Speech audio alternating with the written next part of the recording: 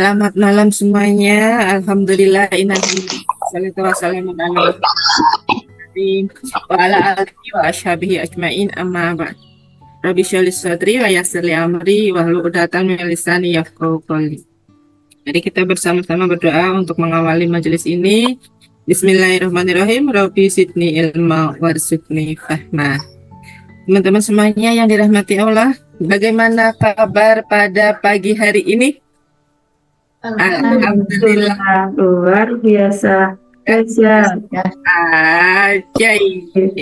Terima kasih untuk yang sudah hadir tepat waktu di awal waktu. Insya Allah rezekinya akan bergerak cepat ya. Mudah-mudahan kita semuanya biasa diberikan kesehatan oleh Allah Subhanahu wa taala, rezeki yang terus mengalir dan keberlimpahan yang tiada habis-habisnya. Saya doakan semuanya hadir pada malam hari ini akan mendapatkan ya rezeki yang banyak, bisa haji dan menghajikan, umroh dan mengumrahkan, memiliki pasangan yang taat dan setia, anak-anaknya menjadi anak-anak yang soleh dan soleha. Insya Allah kita semuanya wafat husnul khatimah, akan juga berjumpa dengan Rasulullah di tempat surga yang terbaik. Amin ya rabbal alamin. Teman-teman semuanya yang dirahmati Allah, senang banget ya malam hari ini kita sudah berjumpa kembali, bertemu kembali dalam ruangan privat RFF dan LOP yang kehadirannya sudah kita nanti-nantikan dalam satu pekan. Malam ini kita akan mengambil tema spesial. Nanti saya akan membawakan sebuah kajian yang berjudul kuantum perasaan. Ya, bagaimana teknik untuk mengelola perasaan kita supaya kita ini menjadi orang yang mudah ajaib. Karena kemarin kan kita sudah belajar bagaimana sih cara untuk positive thinking, ya, berpikiran yang positif supaya hati kita ini nantinya kalau kita memiliki hati yang senantiasa positif, insya Allah perasaan pun akan ikut menjadi positif. Ya. Nah, teman-teman semuanya, kemudian nanti Bunda Susan juga akan mengajari kita bagaimana cara memohon tanpa berdoa.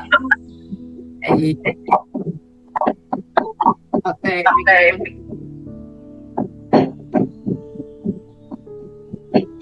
Ya, alhamdulillah.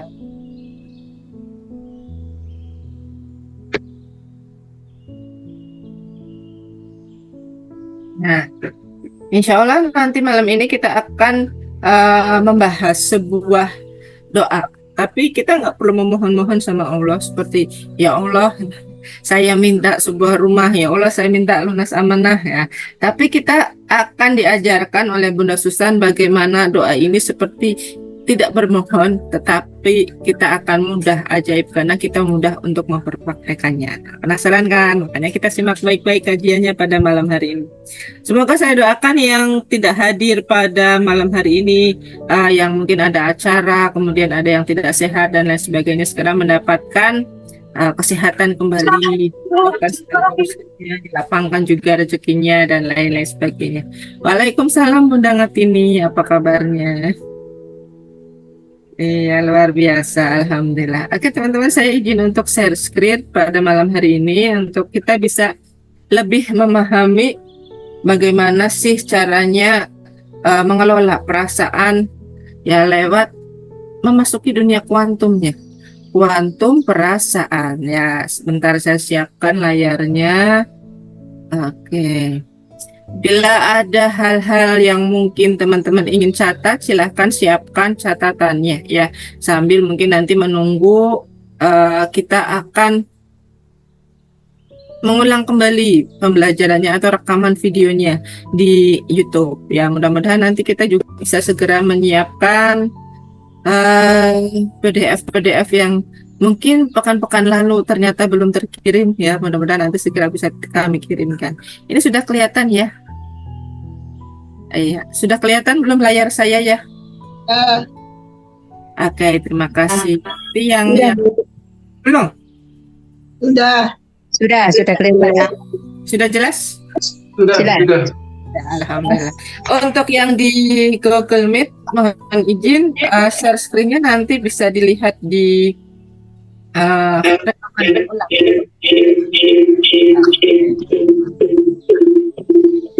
Ya, ini karena suara bentar,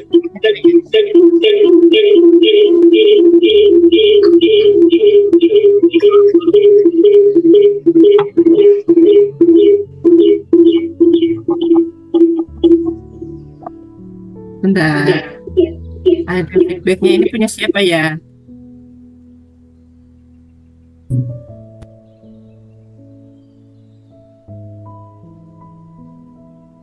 Nah, suaranya saya mute dulu ya sebentar ya. Ada yang double masuk di Zoom dengan Google Meet? Mungkin ada yang double ya masuk di Zoom dan Google Meet sehingga suaranya ada feedbacknya.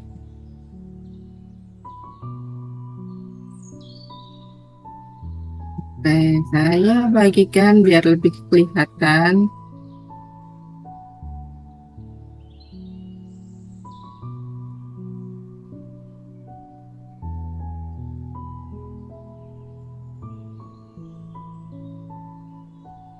Nah, ini kita malam hari ini akan membahas mengenai kuantum perasaan. Kenapa sih Bunda Vita ambil kuantum dan kaitannya dengan perasaan itu apa? Teman-teman, seperti yang kita ketahui bersama bahwa sebuah dunia yang kecil tidak nampak tapi berdampak, gitu ya. Dunia yang kecil tidak nampak tapi berdampak. Nah, dampak-dampak yang ditimbulkan oleh dunia kuantum ini amat dahsyat dan kita pergunakan dalam kehidupan sehari-hari kita. Nah, pikiran-pikiran kita yang terwujud menjadi realita nyata itu tidak lain dan tidak bukan adalah hasil dari proyeksinya di dunia, ya, proyeksinya kita di dunia kuantum, di alam bawah sadar. Nah, untuk menjadi seorang pribadi magnet rezeki kita harus menguasai 3 hal ini. Yang pertama adalah thinking, yang kedua adalah positive feeling, yang ketiga adalah positive motivation. Nah, jurus-jurus magnet rezeki, 101 jurus-jurus dari magnet rezeki ini ranahnya, penjabarannya dari 3 hal ini. Ya, ada positive thinkingnya, ada positive feelingnya, bagaimana positive motivationnya. Contohnya pada malam hari ini kita mengambil nama grup ya, 2 judul jurus dari magnet rezeki, misalnya privat, RFF, dan LOP ya, privat, RFF, dan LOP. Nah, untuk LOP sendiri adalah bagian dari jurus magnet rezeki yang bagaimana ranahnya tentang positive thinking dan positive feeling. Sedangkan jurus spiritual matter itu adalah ranahnya adalah positive motivation, jurus lanjutan. Bagaimana merawat terumbu karang itu juga ranahnya adalah positive motivation. Nah, bagaimana kita bisa menciptakan positive thinking dan positive feeling? Nah, itu juga perlu membuka perisai. Nah, saling keterkaitan dari jurus-jurusnya MR inilah yang bisa mengajaibkan kita. Seperti laksana mata air yang mengalir. Ya, mata air yang mengalir itu kan membutuhkan sumber yang baru untuk dialirkan ke hilir. Dari hulu itu ada selalu sumber-sumbernya yang baru. Nah, sumber itulah positive thinking, positive feeling, dan positive motivation. Dan ini harus dilatih untuk melepaskan kemelekatannya kita. Apa yang melekat? Energi tidak positif atau energi yang negatif, terutama yang timbul dari hawa nafsu dan bisikan-bisikan, godaan-godaan dari luar yang membuat diri kita senantiasa aduh gimana, bingung gitu, tidak ada pencerahan dan ujung-ujungnya apa gitu. Banyak persoalan-persoalan yang ada di Indonesia yang sudah akut, ya, sistemik, tidak mudah untuk disembuhkan. Karena apa? Ini ranah 3 ini ya, ranah 3 ini yang tidak baik ini. Bagaimana menciptakan positif ini sedangkan kita masih belum positif semuanya gitu. Izinkan saya untuk mengambil sebuah quote. Nah, teman-teman semuanya, mari kita merefleksi. Pandanglah dirimu sekali. Lihatlah di dalam cermin. Niscaya penglihatanmu kembali kepadamu dan tidak menemukan suatu cacat pun, sebab Allah menciptakanmu dengan sempurna. Teman-teman pernah refleksi melihat cermin ya, atau kalau dalam jurusnya cermin ajaib, teman-teman pasti pernah mendengar ya. Ada seorang suku yang diceritakan oleh Pak Nas seorang suku yang nggak pernah ngaca sama sekali. Entah dia mukanya cemong, apakah bedakannya udah bener, alisnya udah bener, itu nggak pernah lihat cermin sama sekali. Gitu. Waktu kemudian ada orang luar masuk ke dalam suku di dalam pedalaman itu dan menghadiahi sebuah cermin gitu. Lalu orang yang dikasih cermin itu tanya, ini apaan, benda apa ini, kok ada muka gitu. Ada orang di dalamnya, loh itu kan kamu gitu. Wah masa sih aku jelek banget kayak gini, nggak pernah sisiran, rambutnya acak-acakan gitu kan. Nah inilah diri kita kalau tidak pernah merefleksi gitu. Jadi kita yang tidak pernah melihat ke dalam diri kita sendiri, ya penglihatanmu gitu, tidak bisa melihat dirimu. Tapi kalau kita melihat menggunakan cermin, maka kita mendapatkan penglihatan diri kita kembali gitu. Saya bentuk mukanya bulat gitu, kayak kacamata dan lain sebagainya. Itu kelihatan itu dari mata saya sendiri, itu dikembalikan sama Allah. Tidak ada satu cacat pun. Ya kan?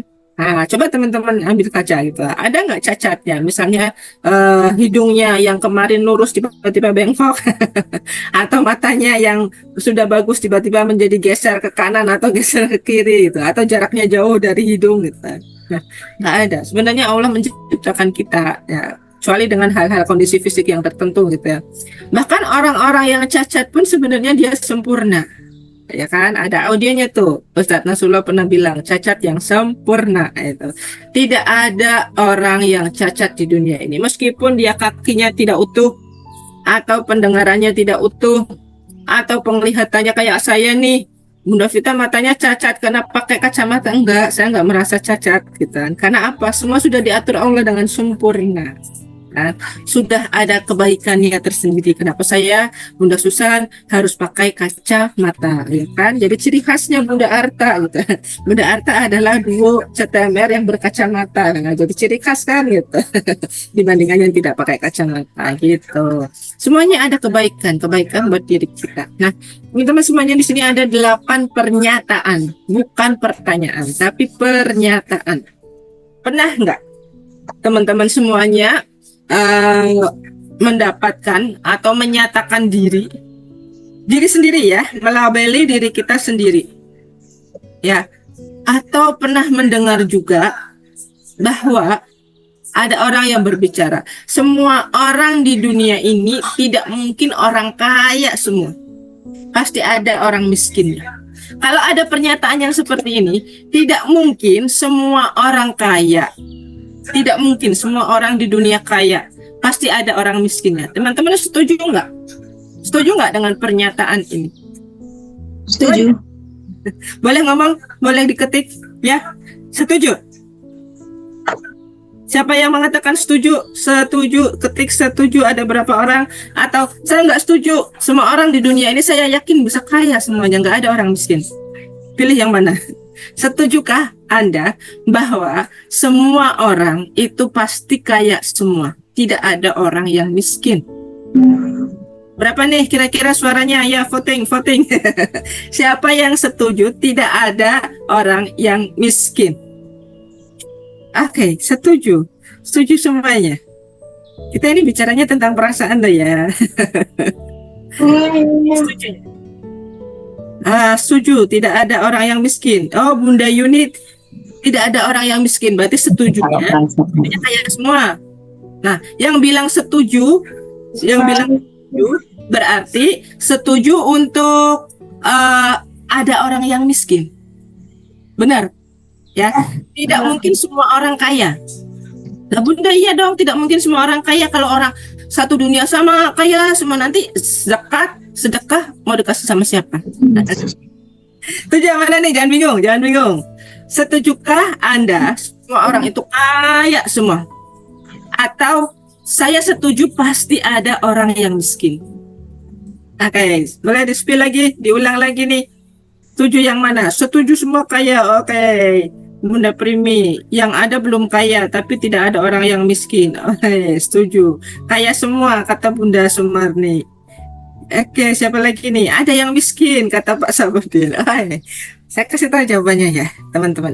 Ini kaitannya dengan ranah perasaan kita. Kan? Pernah dengar ini enggak? Dalam sebuah ayat gitu kan, Allah itu bilang, dan Allah itu pernah berfirman untuk diri kita semuanya. Ada dalam buku Magnet Rezeki gitu, sudah pernah Ustadz Nasrullah tulis gitu ya. Allah menciptakan tertawa dan apa yo? Menangis. Allah menciptakan tertawa dan menangis. Ya. Kemudian yang kedua, Allah itu mematikan dan menghidupkan Allah menciptakan laki-laki dan perempuan. Nah, tapi kalau yang ini Allah memberikan kekayaan dan kecukupan loh ya. Kecukupan. apakah kemiskinan? Enggak, kecukupan ya. Nah, ini ya, ayat yang ke-40. Allah menjadikan orang tertawa dan menangis. Nah, kemudian jawaban yang kedua, Allah mematikan dan menghidupkan dalam surat An-Najm ayat ke-44. Yang ketiga, Allah menciptakan laki-laki dan perempuan, ayat ke-45-nya. Kemudian Allah memberikan kekayaan, jawabannya, dan kecukupan. Allah itu tidak pernah menciptakan kemiskinan. Allah bilang itu.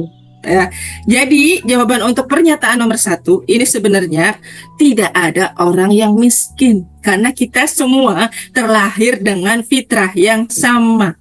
Lalu pada akhirnya mengapa kekayaan yang kita dapat beda-beda? Ada seperti Pak Nasrullah, kaya banget tuh, mungkin hartanya sudah triliunan. Bunda Susan miliarder, saya jutawan. Lah kok temennya ratusan ribuan? Itu kenapa gitu? Kenapa? Padahal Allah bilang, saya menciptakan kekayaan dan kecukupan. Kenapa hidup kita tidak cukup? Itu karena mindset kita yang bilang tadi ya. Kenapa? Kita ya sendiri yang setuju bahwa kita miskin. Kita melabeli secara nggak langsung diri kita sendiri, mendoakan diri kita miskin. Jadi jangan pernah berpikir dan punya perasaan bahwa kita adalah orang yang miskin. Karena Allah nggak pernah menciptakan kemiskinan buat kita. Yang ada adalah kecukupan. Jadi kita dituntut oleh Allah itu merasa cukup selalu. Itu. Kemudian label yang kedua, pernyataan yang kedua, hidup ini sebenarnya susah, banyak ujian, penuh penderitaan, tantangannya selalu saja tidak cukup buat saya. Orang-orang yang punya amanah seringkali berkata demikian, benar? Benar nggak? Ini adalah pernyataan yang belum baik, perasaannya tidak baik, gitu. Perasaan yang tidak baik inilah nanti yang akan menghasilkan perisai. Tuh, gitu. Kenapa? Proyeksi diri kita sendiri. Banyak ujian, saya menderita, selalu banyak tantangan, nggak bisa menyelesaikan. Saya ini adalah orang termiskin. Kayak lagu dangdut gitu ya. Aku adalah orang termiskin di dunia. Nah, ini label-label seperti ini, teman-teman.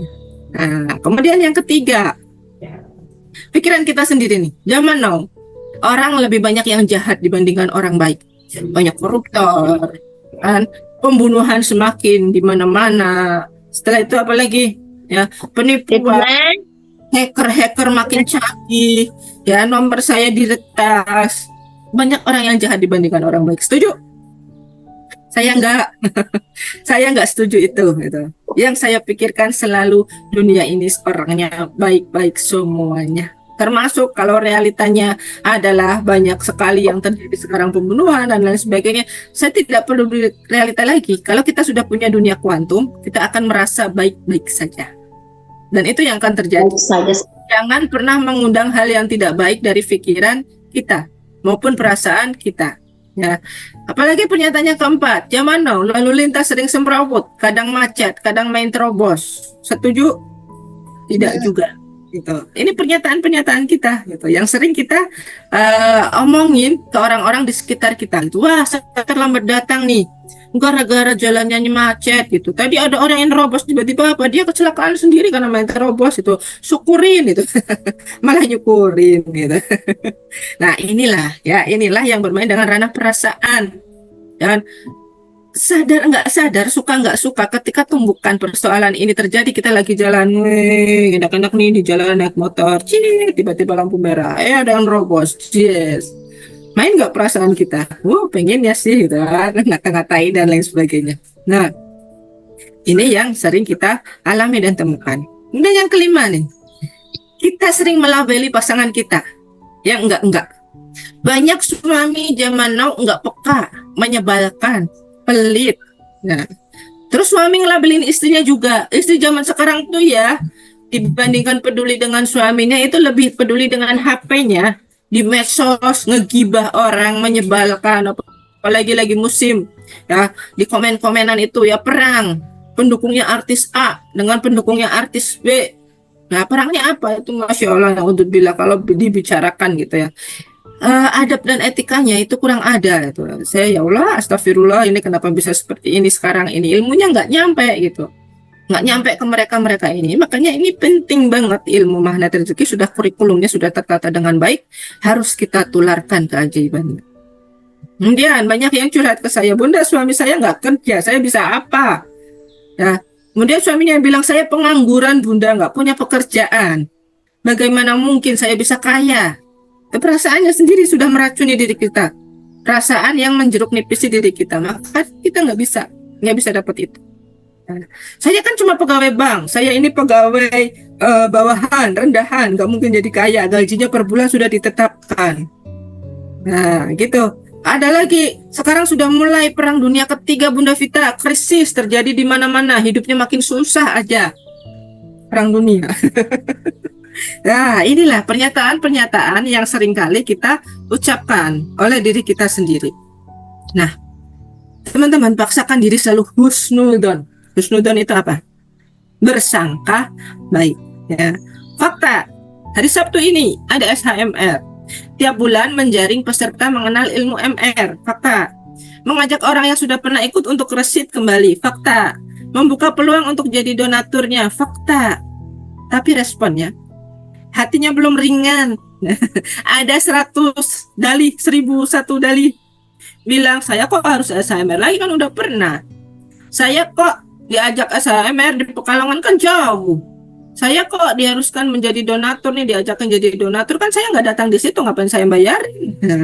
Respon, saya pengen jadi donatur tapi boleh nggak? Boleh nggak? Nggak boleh. Hal yang demikian bisa terjadi untuk diri kita. Boleh, asal lihat kondisi. Misalnya ada ajakan kebaikan, ya, ada ajakan kebaikan. Suka nggak suka, kita melihat dan kita tahu itu baik. Kita tahu sedekah itu adalah perbuatan baik, tapi hati kita belum rela untuk mengeluarkan uang. Ya. Kenapa? Ada hati yang tidak ringan. Bunda, kan saya hanya punya uang sebesar 600.000, itu gaji sisa. Saya kan pegawai Bunda, saya bukan orang online. Nah, apakah cukup uang 600.000 untuk 1 bulan ini? Masih tanggal 8. Aduh nih yang curhat. Kamu lupa, kamu punya Allah. Siapa yang memberi kamu kecukupan? Siapa yang memberi kekayaan? Allah, gitu kan. Kenapa harus takut uangnya nggak cukup sampai akhir bulan? Meskipun kamu sudah menjadi PNS, ingat nggak dulu waktu zaman ngabdi, berapa gaji kita? 300.000 1 bulan waktu ngabdi. Gitu. Tapi apa nyatanya? Apa faktanya? Cukup sampai 1 bulan. Siapa yang mencukupkan? Allah. Gitu. Pengabdian itu Bapak Ibu, orang guru ataupun pegawai-pegawai di departemen atau di sebuah kementerian atau apa yang belum diangkat menjadi seorang PNS, itu gajinya berapa? Sangat-sangat di bawah UMR. Tapi pada faktanya mereka bisa hidup sampai 1 bulan. Siapa yang mencukupi? Gitu kan. Kayak pengabdian di tempat saya aja ini, saya spill gitu kan. Karena memang dari pemerintah honornya tidak banyak gitu. Honornya itu paling seputar 300, besar-besarnya 750 sampai 800.000. Cukupkah itu untuk biaya hidup 1 bulan? Kalau dipikir secara akal, enggak cukup. Karena pakai hawa, perasaan, logika manusia, tapi logikanya Allah beda. Logikanya Allah ada di kuantum, pikiran bawah sadar. Selama pikiran kita selalu senantiasa positive thinking, ya kan? Saya dulu pernah merasakan mengalami gaji 35.000 1 bulan. Itu saya alami selama 1 tahun. Naik lagi berapa? 50.000. Ya, pernah Bapak Ibu, 50.000 naik lagi menjadi berapa? Ya, sampai terakhir sebelum saya diangkat menjadi PNS tahun 2014, gaji saya mentok sampai 300.000 saja. Tapi kok ya cukup, padahal saya udah punya anak 2 gitu. Ada suami, ada gitu kan. Tapi cukup, suami saya juga masih seorang honorer gitu. Ya, kami berdua berjuang sama-sama dari honorer, dari nol. Kenapa kok gaji 300.000 buat beli susu, buat beli popoknya gitu kan, kebutuhan bayi, bedak dan lain-lain itu tidak murah. Tahun 2013 kok ya cukup gitu. Karena apa? Rasa syukurnya. Rasa syukur yang kita timbulkan. Nah, maka ketika ada ajakan kebaikan, responlah dengan hati yang ringan, seringan-ringannya. Jangan melihat nanti saya cukup apa enggak, saya bisa makan sebulan apa enggak. Nanti Allah yang akan menjamin kita, sungguh gitu. Bukan asuransi yang menjamin kita, bukan orang lain yang menjamin kita, tapi Allah yang menjamin kita. Asalkan kita yakin benar sama Allahnya. Perasaan kita sama Allahnya benar, perasaan kita sama orang lain juga benar. Husnudzonnya kita ke orang lain juga benar. Ngapain sih Bunda Pita japri-japri pasti minta sumbangan? Nah, itu mengingatin sedekah Jumat gitu kan. Itu adalah sebuah kebaikan, maka harus kita berikan respon keyakinan yang positif, sepositif-positifnya. Jangan ada hal yang membuat kita merasa was-was, takut gitu kan. Bun, saya ingin donasi tapi uangnya belum cukup. Saya donasinya semampu saya, gimana? Boleh nggak? Boleh. 15.000 mampu, keluarkan. Karena apa? Itu adalah kebaikan untuk Allah, harus dipaksakan. Nah, terhadap sesuatu yang terjadi dalam kehidupan kita, paksakan saja untuk keyakinan kita. Nah, dan hal yang positif paksakan saja, positive thinking saja, husnudon saja. Bismillah, saya punya 50.000, saya keluarkan 15.000 buat MR box. Silahkan ya, karena nggak ada jalan yang lain. Untuk jalan kebaikan itu pertama kali memang harus dipaksakan. Seperti masuk ke ruangan Zoom ini, kita paksakan masuk untuk riado bareng-bareng. Karena inilah jalan yang terbaik, melepas perisai kita, kemelekatannya diri kita. Itu. Ya, that future, melihat, merehat, dan go manfaat. Nah, saya mau tanya kepada teman-teman semuanya. Suatu hari, kalau teman-teman jatuh, kemudian kakinya berdarah, ternyata ya bukan jatuh sendiri tapi didorong dari belakang oleh seseorang, bruk gitu. Anda tersungkur, marah dong, marah karena merasa didorong.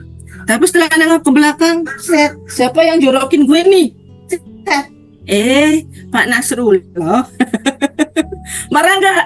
Kalau yang jorokin kita ke belakang itu Pak Nasrullah, yang menjatuhkan kita itu Pak Nasrullah, marah nggak? Tulis, komen, buka mic, boleh. Marah enggak? Silakan teman-teman, responnya. Enggak. Kalau yang menjatuhkan itu adalah Ustadz Nasrullah, Anda sedang berdiri, kemudian dijorokin sama Ustadz Nasrullah, marah apa enggak? Nggak marah, kan saya sangat ngefan, biarlah kaki saya babak pelur. Enggak, saya enggak marah karena saya malu. Saya tahu itu Ustadz Nasrullah, ya enggak lah, saya senyum-senyum aja. Gitu kan? Nah, kalau dijorokin Ustadz Nasrullah, dijatuhin sama Ustadz Nasrullah, enggak marah. Kenapa yang menjatuhkan Allah Anda harus marah? Kenapa, ayo?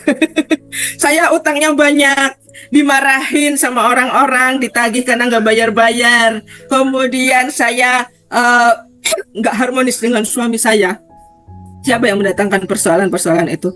Anak saya tidak mau nurut sama saya, ya kan? Udah dikejar-kejar utang, debt collector, motor saya diambil. Nah, menikah dengan suami kedua ini kok tidak mudah. Ternyata suami saya seorang pemarah. Kenapa Allah menghadirkan laki-laki yang seperti itu? Marah sama Allahnya. Siapa? Kita. Dijorokin Ustadz Nasrullah nggak marah, tapi Allah yang menjatuhkan kita, kenapa kita harus marah? Gitu ya. Padahal kan tujuannya baik. Kalau Allah menjatuhkan kita, Allah memberikan persoalan atau tumbukan sama kita, tujuannya apa? Balik kepada Allah itu. Lalu Pak Nasrullah kok jorokin saya tujuannya apa gitu. Pengen kenalan, ngajak kenalan. Baik kan tujuannya kita mau diajak silaturahmi, marah nggak, menguji mental kita nih. Wah ternyata orangnya nggak marah. Weh, saya ajak kerja sama ya, sini kamu saya jadiin JTMR, keren gitu. Ya kan. Nah, maka kalau ada Bunda Dina nagih, misalnya perpanjangan nih, belum nih, jangan marah, jangan marah. Kalau saya mengingatkan tentang donasi itu, Bunda Susan apaan sih? Saya konsultasi harus ditarik berjuta-juta. Nah, iya konsultasinya butuh energi besar, butuh waktu yang besar. Ya, dia minta diruqyah, misalnya minta diruqyah satu sekolahan, tapi nggak mau mengeluarkan donasi apa-apa. Ya, Bunda Susahnya tunggu dulu, bukan Bunda Susahnya pelit gitu. Enggak, itu energinya harus besar menghadapi jin-jin di sekolahan ratusan gitu kan. Tapi dia nggak mau donasi, nggak mau ngeluarin uangnya gitu kan. Nah, nggak kasihan itu. Seorang Bunda Susan harus bersih-bersih satu lapangan gitu kan. Harus ada rasa ya, rasa timbal balik, memuliakan gitu ya. Karena butuh energi itu harus mengganti dengan suplai energi yang baru gitu. Suplai energi yang baru itu bisa macam-macam wujudnya. Jangan hanya ucapan terima kasih saja, jangan hanya sekedar doa saja gitu kan. Nah, pokoknya intinya kalau disuruh hal yang baik, berarti seseorang itu sedang memaksa kita untuk menjadi baik. Nggak usah marah, nggak usah ngata-ngatain, nggak usah di belakangnya mengeluarkan unek-unek yang nggak baik. Itu artinya perasaan kita belum bisa positif, tidak mau belajar untuk menjadi positif. Kuantumnya kita otomatis tidak terisi dengan hal-hal yang baik. Ya, maka Rasulullah mengajarkan sebuah doa.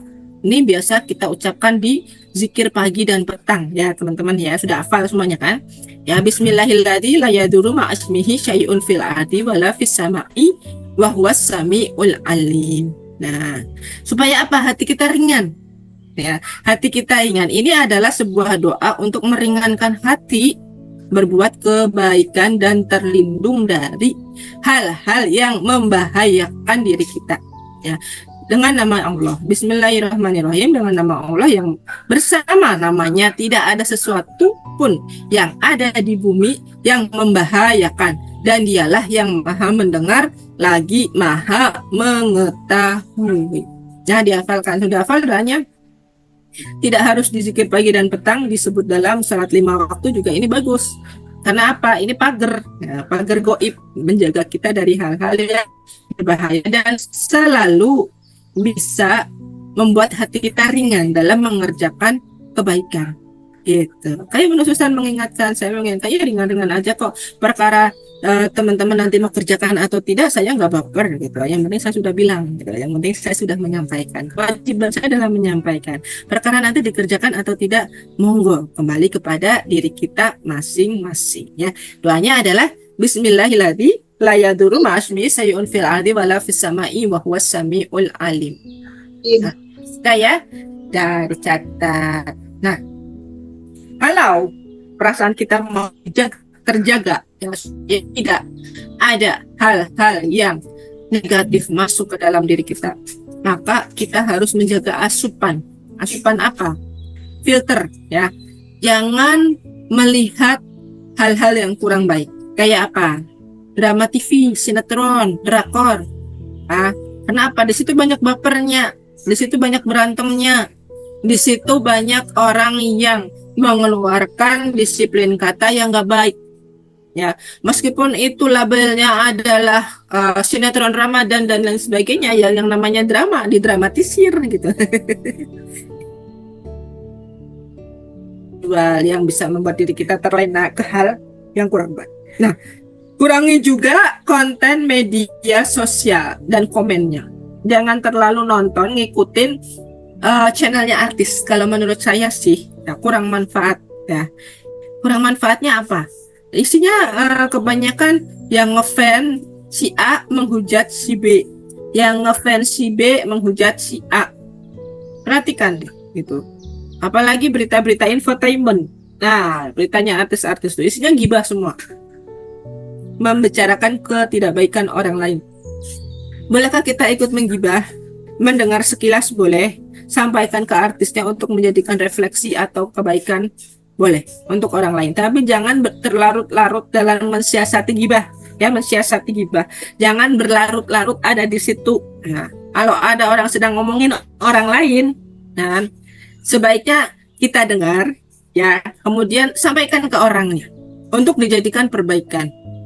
Bunda Susan, Bunda Vita, saya mendengar orang lain bicaranya begini-begini tentang Arta, tentang Bunda Vita. Oh iya, saya juga mendengar orang lain bicaranya begini-begini tentang Bunda Susan. Saya sampaikan, biar saya nggak menggibah ikutan dalam majelis gibahnya mereka. Oke, sekarang kita terus garis kebenaran ya Bunda Vita. Itu diskusi kita bareng gitu. Kita harus ngakuin langkah apa. Nah, ini yang dinamakan dengan merefleksi diri. Nah, kalau teman-teman menjumpai seseorang yang sedang menggibah orang lain, jangan diikuti. Ya, keluar dari ruangan itu. Ya, keluar dari ruangan itu, lalu apa? Gitu. Sampaikan berita tidak baiknya kepada yang bersangkutan dengan cara yang baik, dengan cara yang sopan, supaya yang bersangkutan nggak marah dan merasa kita ikut-ikutan di situ. Oh, saya selalu begitu gitu sama teman-teman, dan mereka sudah hafal gitu sifat saya. Jadi jangan, nggak sakit hati kalau saya menyampaikan. Tadi saya mendengar mereka membicarakan kamu seperti ini gitu. Oke, mari kita refleksi sama-sama yuk. Oke Bunda, nggak ada yang marah, nggak ada yang marah. Alhamdulillah dengan cara yang seperti itu, kita termasuk orang yang dalam surat Wal Asr sebutkan saling mengingatkan dalam kebaikan. Watawasobil sabr, watawasobil haq. Ya, mengingatkan dalam kesabaran, mengingatkan dalam kebaikan gitu. Sabar ya teman-teman, itu ada yang membicarakan kita. Ya udah, nggak apa-apa. Lapang aja hatinya, enak aja gitu kan. Artinya kalau orang-orang membicarakan kita di belakangnya kita, berarti Allah kasih bonus. Bonusnya apa? Mengurangi dosa. Dosanya siapa? Dosa saya dong yang digibahin. This is all about yourself. Ini ya adalah cerita tentang diri kita sendiri. Ya, mulai saat ini rasakan indah. Rasanya harus indah. Harus direset ulang. Karena apa? Pikiran yang direset ulang berarti dalam titik nol, level galaunya nol. Meskipun kita sudah masih ada utang, karena dalam hal rezeki nggak ada utang lagi, udah adanya apa? Amanah gitu. Adanya amanah. Kita tidak mau memperpanjang hal yang tidak baik. Kita reset lagi, install dengan hal-hal yang positif. Kan? Kemudian kan kita mau mengubah nasib, jadi kita harus jauh bersikap lebih baik lagi. Ya, sebab apa? Kita menampung 2 juta informasi per detik dan otak kita memancarkan 60.000 pikiran setiap hari. Loh, pancaran, proyeksi, cep gitu kan. Pancarkannya apa ya? Harus baik-baik aja. Nah, misalnya ini kok Bunda Vita kesannya harus jadi donatur ya. Ya, harus jadi donatur MR Box iya. Kemudian ngajakin untuk booster doa iya, ngajakin untuk donatur SMR-nya iya gitu kan. Kayaknya kok maksa banget ya.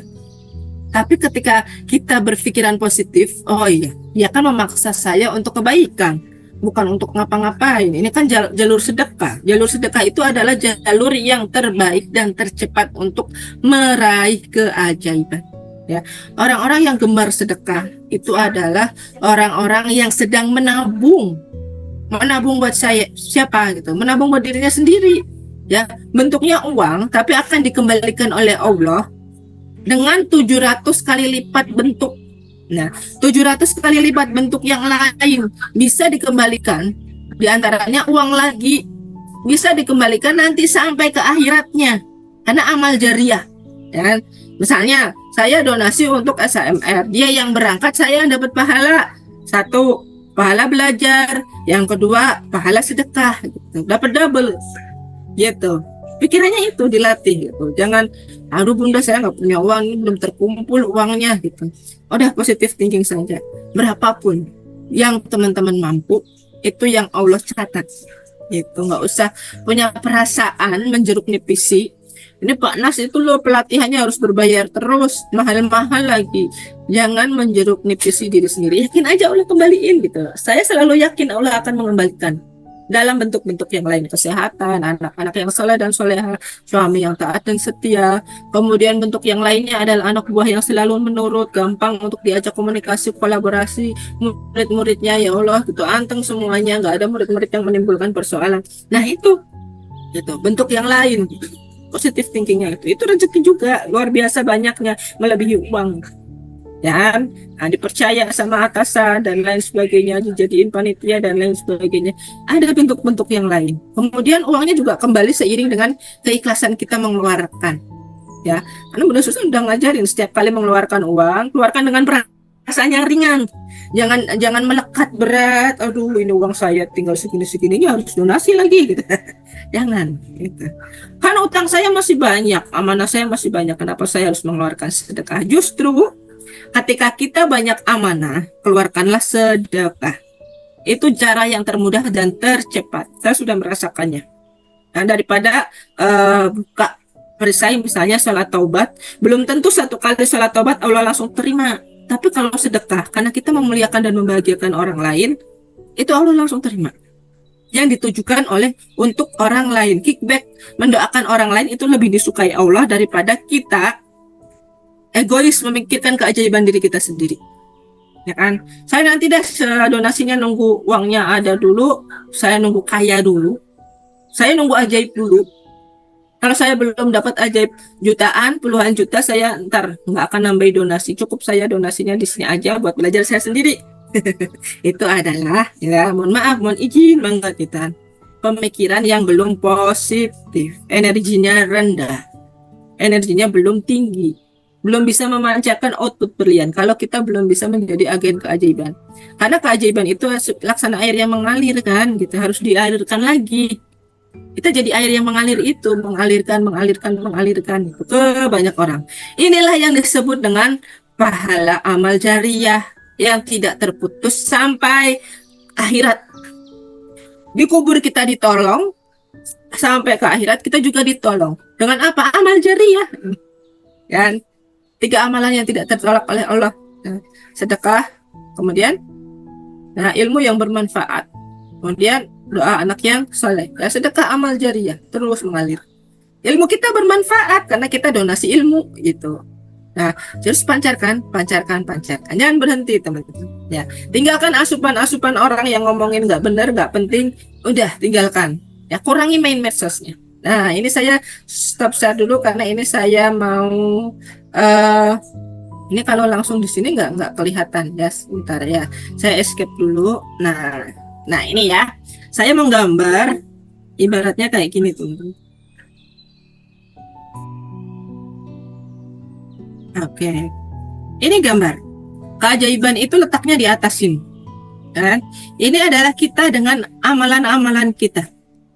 Nah, ini adalah kita dengan hawa nafsu, marah, dendam, nggak sabar, kan? Kemudian kecewa sama orang lain, kemudian kita merasa ditipu sama orang lain, gitu, ya. Kemudian ada jiwa yang senantiasa melekat, nggak ringan untuk beribadahnya, malas dan lain sebagainya. Nah, ini misalnya amalan ibadah kita ini.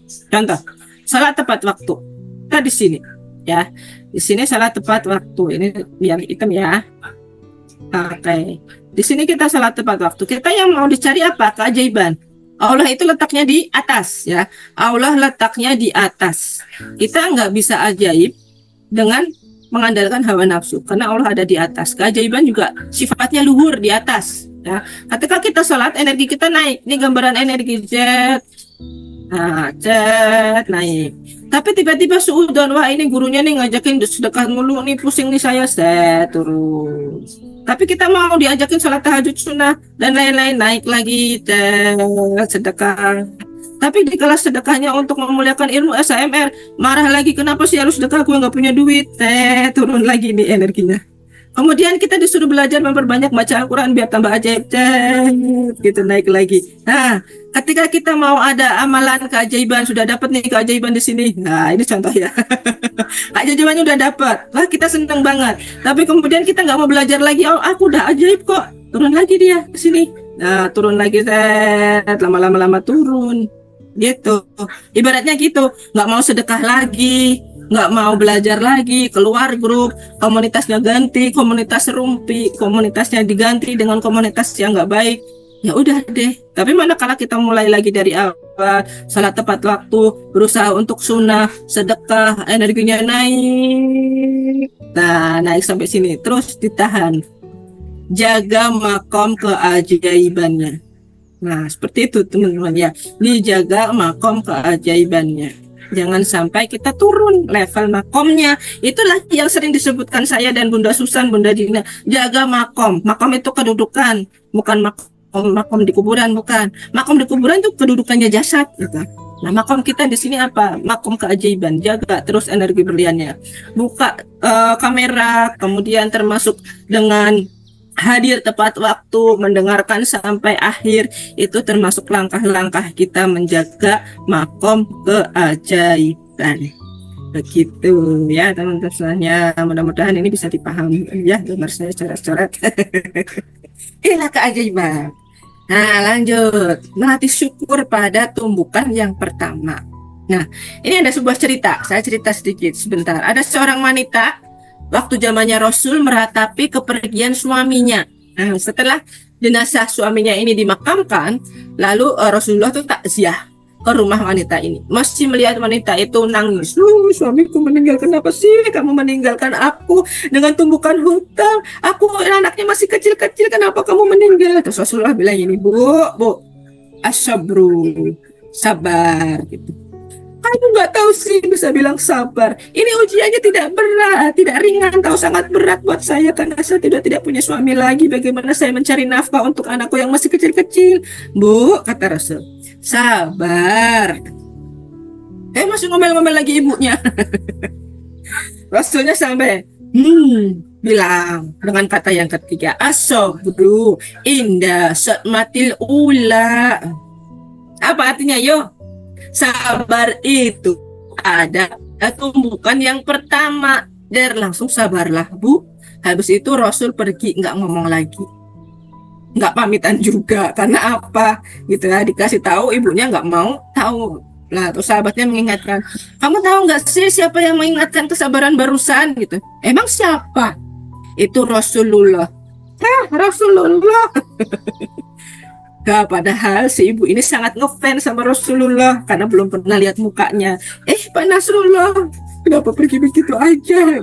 Nah, makanya ya ditakziahin oleh Rasulullah, beruntung banget didoakan sama Rasulullah. Ibu, kamu mah nggak sabar, menyesal, panggil lagi dong Rasulullahnya, nggak mau gitu. Makanya kita harus sabar gitu. Nah, kalau diberi keajaiban, dikasih uang, kita pasti bersyukur. Gampang banget. Alhamdulillah hari ini saya dapat rezeki, dan share testimoni, share. Tapi kalau kita share testimoni bahagia kan? Nah, ketika diberi tumbukan kita share juga nggak? Boleh nggak sih share kalau saat diberi tumbukan belum ada solusinya? Boleh nggak? Belum ya. Kalau ada tumbukan, share-nya sama gurunya aja. Ada tumbukan, mencari solusi, tabayun. Jangan langsung sedikit-sedikit share. Aduh, pusing, status hari ini adalah saya belum punya uang untuk masak. Nggak tahu masaknya pakai apa. Pakai batu kali gitu. Nah, nggak boleh. Tidak boleh kalau nge-share perasaan yang tidak positif. Kalau share testimoni boleh.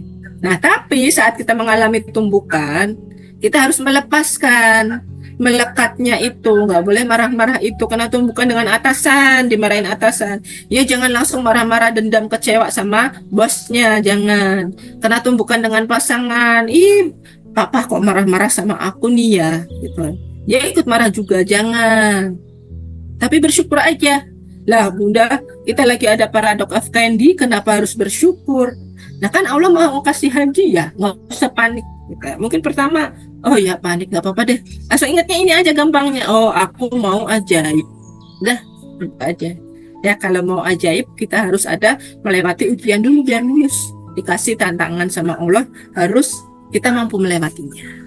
Gitu. Lalu kesimpulannya bagaimana Bunda Vita? Renungkan ini. Kita tidak punya pilihan lain selain bersyukur.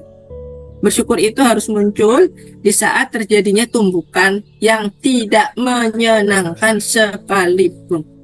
Ya, ditagih sedekah, MR box, tumbukan enggak? Tumbukan. Tapi bersyukur enggak? Nah, kadang kita lupa bersyukur. Padahal orang yang misalnya ngajakin kita donasi, itu kan sebenarnya menunjukkan kita ke dalam kebaikan.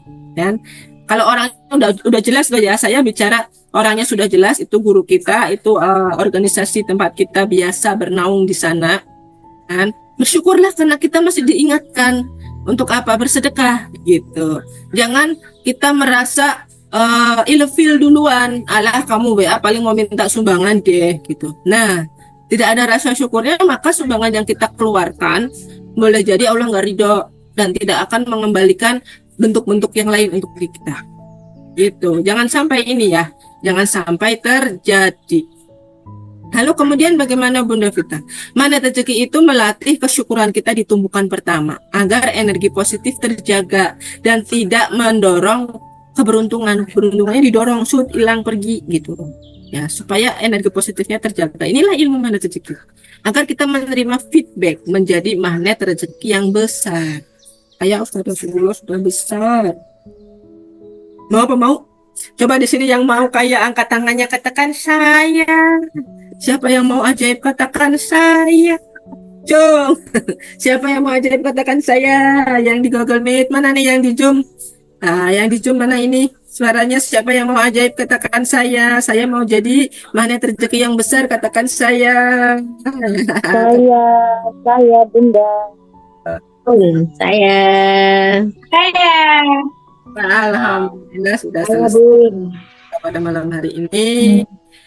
Ya, mudah-mudahan ya tinggi. Saya mau dong. Nah, saya mau dong kayak Nabi Sulaiman punya istana. Nah, mau kan? Ya, Mau. Alhamdulillah, insya Allah kita semua yang hadir di malam hari ini adalah orang-orang yang ajaib semuanya. Orang-orang yang senantiasa dilimpahkan keberkahan oleh Allah Subhanahu wa Ta'ala ya. Tadi yang terpenting grafik tadi ya teman-teman ya.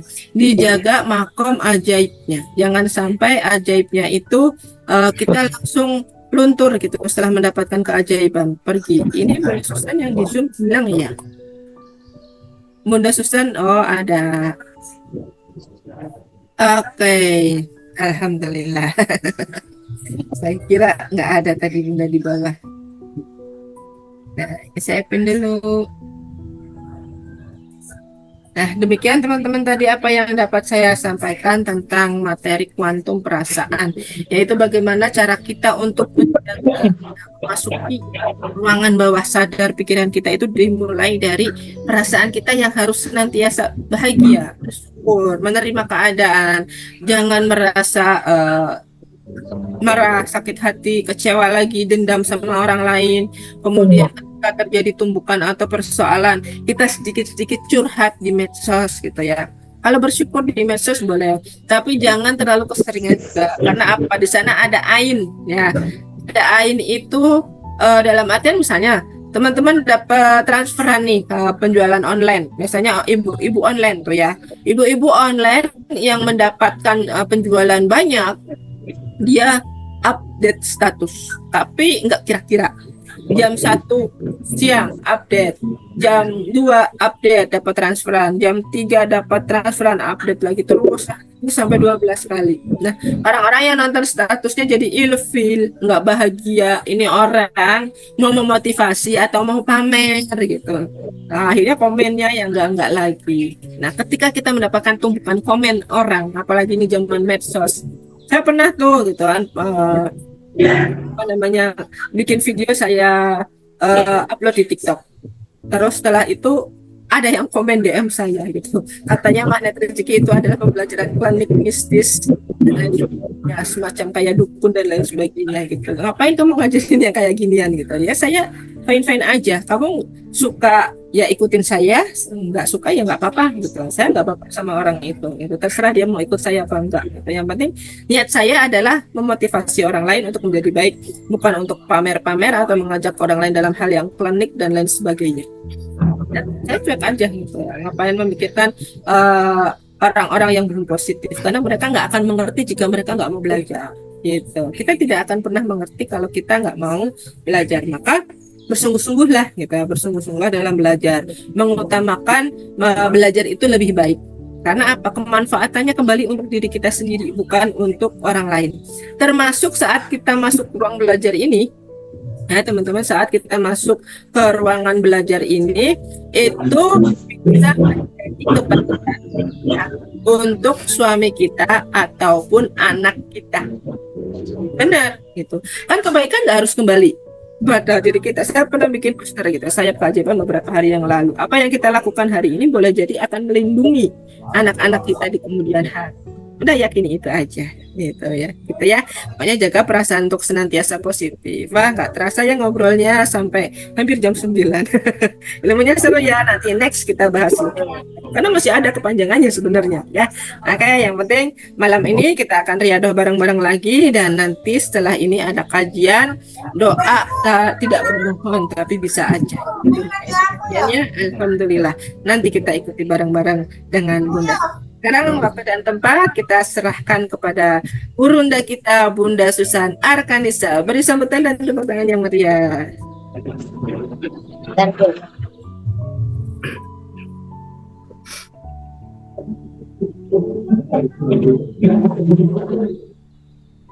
Ya, terima kasih Bunda Pita untuk materinya. Luar biasa ya, untuk kita bisa selalu menjaga wilayah kuantum kita dalam kondisi yang bahagia tanpa syarat ya. Ada doanya tadi ya, yang bismillahirrahmanirrahim, la yadurru ma'asmi syai'un fil ardi wala fis samaa'i wa huwas samiul alim. Itu bisa Bapak Ibu praktekkan, rutinkan ya di setiap selesai sholat ya, 5 waktu atau juga di sholat-sholat sunnah, karena itu pendek ya, cukup pendek. Kemudian manfaatnya banyak nih Bapak Ibu. Manfaatnya adalah untuk menghindarkan diri kita atau keluarga kita dari tumbukan bencana. Nah, ini yang secara fisik ya, secara fisiknya. Tetapi bisa jadi secara mental adalah untuk bisa menghindarkan diri kita dari tumbukan yang menyebabkan kita kepikiran, menyebabkan kita mengalami jeruk nipis ya, kemudian jadi ngegas, marah dan lain-lain gitu ya. Jadi bisa Bapak Ibu ini ya, Bapak Ibu nanti rutinkan gitu ya. Bacaannya mudah ya, nanti bisa di-share ya oleh Bunda Pita, dan ini familiar sekali sebenarnya ya, bacaan ini dengan menyebut nama Allah yang dengan sebab namanya tidak ada sesuatu pun di bumi dan di langit yang membahayakan. Wah, keren banget ya. Dan Allah itu maha mendengar lagi maha mengetahui gitu ya.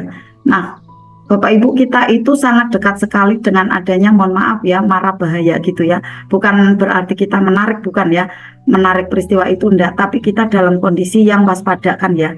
Makanya kita untuk persediaan bentengnya ya, benteng bukan perisai penutup rezeki, bukan, tapi benteng dari kejahatan, benteng dari bencana, benteng dari tumbukan-tumbukan gitu kan ya. Ibaratnya ini doa sakti kayak gitulah gitu ya, ini doa sakti kayak gitu. Nah Bapak Ibu, saya pernah ini ya, saya pernah kejadian gitu ya, testimoni nih Bapak Ibu ya.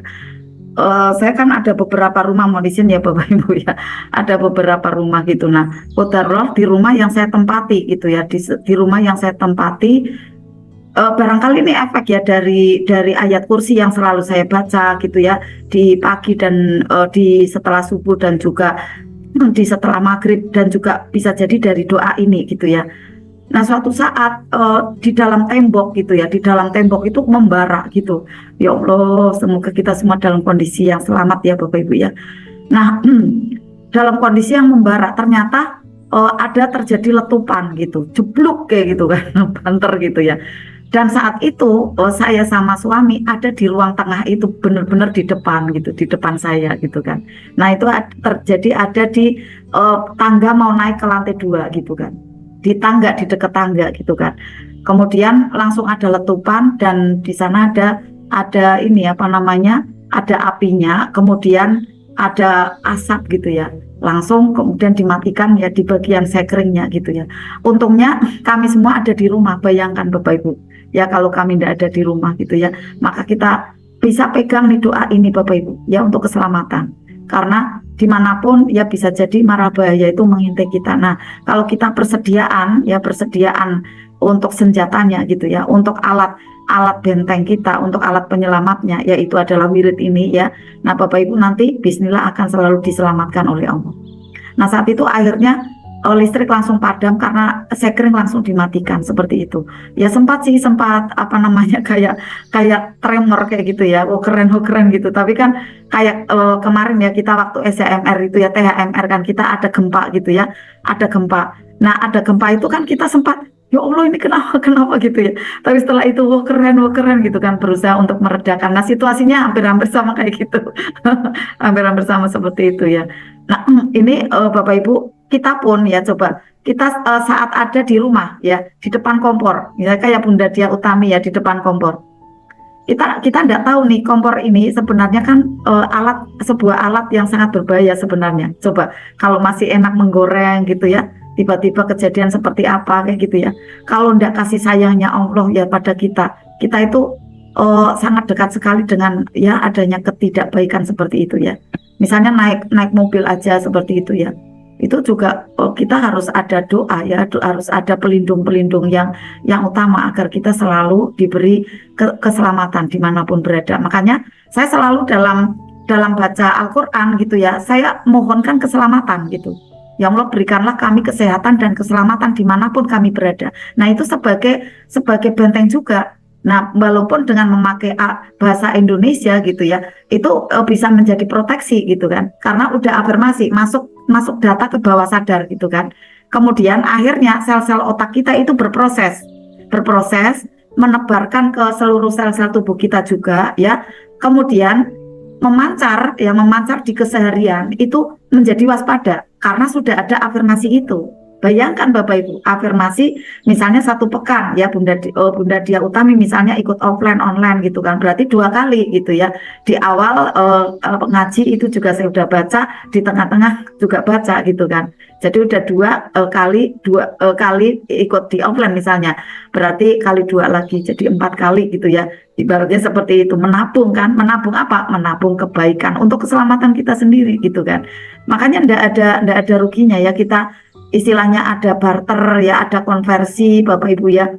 Di sini Bapak Ibu mengorbankan waktu, mengorbankan dananya. Kami pun juga sama, mengorbankan waktu juga, kemudian skill kami, kemudian juga ada waktu kami yang Bapak Ibu itu masih bekerja gitu ya. Bapak Ibu masih kerja nih, dapat finansial. Kami membuat materi untuk Bapak Ibu bisa nanti powerful ya, termotivasi, kemudian bisa ajaib gitu kan. Jadi di sini sebenarnya semua itu tahabu gitu Bapak Ibu, saling memberi dan saling menerima dan semua diuntungkan gitu ya. Maka Bapak Ibu jangan merasa sayang gitu ya pada saat Bapak Ibu berdonasi dan lain-lain yang mengikuti kegiatan Magnet Rezeki, karena bagaikan kita menanam, invest layar ke atas, nanti akan diganti berlipat-lipat. Yakin aja Bapak Ibu ya, saat ada uang kita, ada materi kita yang kita di sana tukarkan dengan ilmu, itu nanti justru perkembangannya dari dana tersebut itu akan menjadi seperti biji padi yang kemudian ditebarkan ya, ada di lahan sawah yang subur, nanti akan tumbuh ya menjadi 70, menjadi 770 ribu gitu ya, kali lipat gitu ya, karena sesuai dengan istiqomahnya dan keikhlasan dari kita semua gitu. Saya menemukan peta itu Bapak Ibu ya, saya menemukan ada jalan itu gitu ya. Dengan saya selama kurang lebih 17 sampai 18 tahun ini saya meraih ilmu gitu ya. Ya alhamdulillah gitu ya. Saya melihat itu bukan berarti doa ya atau nyukur ke itu bukan gitu, tapi sebagai rasa alhamdulillah gitu, dan kemudian saya semakin yakin jalan ini gitu kan. Pada saat saya melihat teman-teman saya gitu ya, teman-teman suami juga gitu ya, yang hidup ala kadarnya tidak diposter dengan ilmu gitu ya. Itu tuh dari penampilan itu ya semakin lusuh gitu kan, semakin maaf ya terlihat itu tidak muda gitu kan ya, uban ada di mana-mana gitu, misalnya juga wajah juga tidak fresh gitu kan. Nah kemudian belum lagi di finansial, belum lagi ada di keadaan keluarga kayak gitu, jadi menjadi terlihat menurun gitu ya, menurun semangatnya gitu kan, menurun vibrasi energinya. Tapi kalau diposter dengan ilmu, Masya Allah brilian Bapak Ibu ya. Mohon maafnya saya mungkin di sini ada Bunda Murti ya, saya tidak membicarakan tetangga kita bukan gitu ya, tetapi tadi ya alhamdulillah saya diberikan ada gambar gitu ya, ada gambar ya bagaimana di dalam sebuah keluarga yang kurang asupan ilmu gitu ya, kurang asupan ilmu, yang terjadi akhirnya anaknya kesurupan gitu kan, akhirnya keluarganya tidak bahagia gitu kan. Kemudian sudah diruqyah beberapa kali oleh peruqyah, itu juga belum juga sembuh gitu kan. Nah, pada saat saya datang ke sana ya, orang tuanya langsung ya meminta saya untuk mendoakanlah, menterapilah dan lain-lain gitu. Ya alhamdulillah ada perbaikan. Intinya itu si anak untuk bisa bahagia dengan cara terdidik gitu ya, bukan dengan cara ini ya apa namanya memberikan semua keduniaan, bukan gitu ya, tetapi dengan cara yang mendidik, yaitu bahagia secara spiritual juga gitu ya, karena anak-anak itu juga butuh adanya cas baterai kasih gitu kan dari orang tuanya ya, arahan-arahan yang baik ya untuk mendekat kepada Tuhannya gitu kan. Nah, saya lihat seperti itu karena jauh dari ilmu, jauh dari adanya edukasi secara spiritual gitu ya, yang terjadi kering di dalam keluarganya. Kemudian saat anak ada di sekolahan, ada di sebuah ya toilet dan lain-lain gitu ya, dan terkenalah ada entitas yang masuk ya ke dalam kuantumnya gitu ya, yang terjadi menjadi lemes gitu ya, lesu gitu kan, tidak semangat gitu ya. Tadi alhamdulillah udah tak terapi, saya tarik dari jari-jarinya ya, kemudian saya lepaskan ya, mudah-mudahan membaik. Tapi itu memang tidak bisa hanya satu kali ya, harus beberapa kali gitu ya. Dan baiknya sih peruqyahnya jangan ganti-ganti gitu. Kalau ganti-ganti ya dari awal lagi gitu kan. Nah, saya sampaikan harus percaya dulu itu. Kalau misalnya mau dengan saya harus percaya. Kalau tidak percaya tidak masuk ilmunya gitu ya.